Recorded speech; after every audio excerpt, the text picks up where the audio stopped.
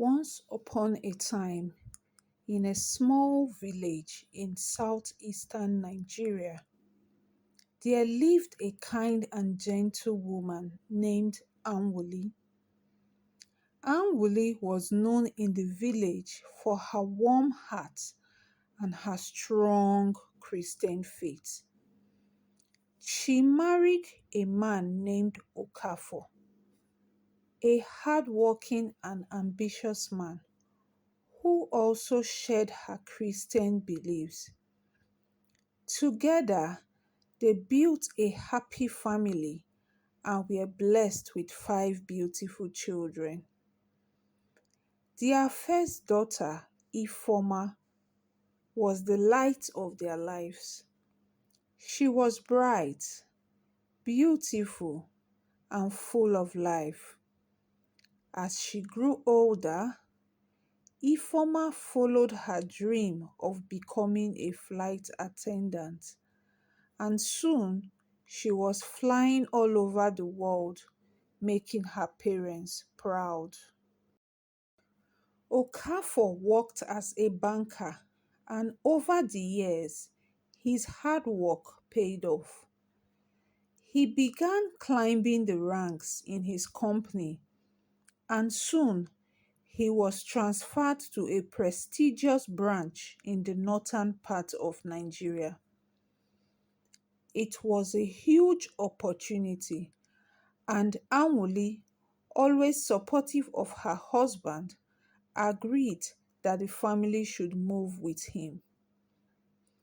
Life in the north was different, but Okafor's new position brought the family many luxuries that they had never known before.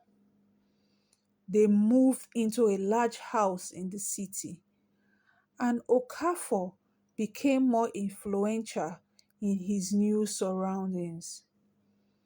He met many important people, some of whom seemed strange to Anwuli, but Okafor assured her that everything was fine.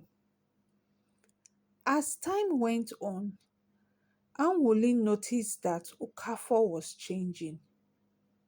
He stopped going to church with the family and became distant. His wealth and influence continued to grow, but there was a coldness in him that Anwuli had never seen before. He began spending more time away from home, attending secret meetings, and associating with people who gave Anwuli a bad feeling. One day, Ifeoma came home for a short break from her job as a flight attendant. She was happy to see her family, but soon after her return, she fell ill. At first, it seemed like a simple cold, but as the days passed, her condition worsened. Anwule was deeply worried. She took Ifeoma to several hospitals and they tried everything: medications, treatments, and prayers, but nothing worked. Ifeoma's health continued to decline, and within a few weeks, she passed away. Anwuli was heartbroken. She couldn't understand why God would take her beloved daughter so suddenly. The family was shattered by the loss, and Anwuli spent her days in deep sorrow, constantly asking God for answers. One night, Anwuli had a strange dream. In the dream, she saw Okafor sitting in a dark room with two envelopes in front of him. A mysterious figure stood over him and instructed him to choose one of the envelopes. Okafor hesitated for a moment before reaching for one of them. When he opened it, Anwuli saw the name Ifeoma written on the paper inside. She woke up in a cold sweat, her heart pounding with fear and confusion. The next morning, Anwuli went to her church and met with the pastor. She shared her dream with him, hoping to find some comfort and understanding. The pastor listened carefully and then told her that the dream was not just a random vision. He explained that her husband had fallen into dangerous spiritual practices and had made a terrible pact with dark forces. Anwuli was shocked and horrified. She couldn't believe that the man she had loved for so many years, the father of her children, had become involved in something so evil. The pastor prayed with her and advised her to be careful and seek God's protection. Determined to find the truth, Anwule confronted Okafor about what she had learned. At first, he denied everything, but as she pressed him, his calm demeanor cracked and he became angry.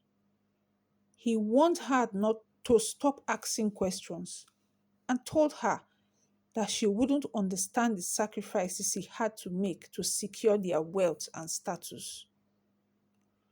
Fearful but resolute, Anwuli refused to back down. She told Okafor that she knew he had sacrificed their daughter, Ifeoma, to maintain his influence and power. Okafor's face darkened, and he admitted that he had joined the cult after they moved to the north. The cult had promised him power and wealth beyond his imagination, but in return, they demanded a sacrifice. The cult had insisted that the sacrifice be someone close to him, someone he loved deeply, and he had chosen Ifeoma. Anwuli was devastated by this confession. She couldn't believe that the man she had trusted had given up their daughter's life for his own gain. Her heart was filled with grief and rage. She lashed out at Okafor, accusing him of betraying their family and abandoning his faith. From that day on, Anwuli's life became a living nightmare. The cult that Okafor had joined didn't take kindly to her accusations. They began to torment her, both spiritually and physically. Strange things started happening around the house. She would hear voices at night. An object would move on their own. Her health began to decline, and she felt a constant heaviness in her soul. One night, as she was praying in her room, Anwuli felt a sudden pressure on her chest, as though an invisible force was trying to choke the life out of her. She gasped for air and fell to the floor, crying out to God for help. After what felt like an eternity, the pressure lifted, but Anwuli was left shaken and weak. Over time, the torment from the cult drove Anwuli to the brink of madness. She would often be seen wandering the streets of the city, crying out for her daughter. "Bring back my child," she would shout over and over again. Her once bright and hopeful eyes became hollow and filled with pain. Okafor, despite all his wealth and influence, couldn't escape the consequences of his actions. His guilt weighed heavily on him, and though he tried to bury it, the memory of Ifeoma's death haunted him.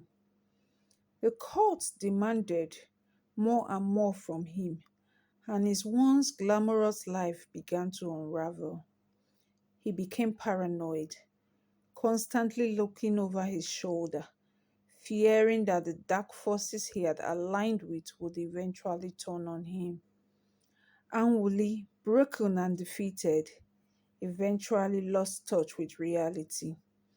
She spent her days in a daze, reliving the nightmare of her daughter's death and her husband's betrayal. Though her heart longed for peace, the pain of losing Ifeoma never left her. In the end, Okafor's power and influence couldn't protect him from the darkness he had embraced. His wealth brought him no comfort, and he was left with nothing but regret for the choices he had made. As for Anwuli, she remained a tragic figure, a woman who had lost everything she held dear, wandering the streets and calling out for the child who would never return.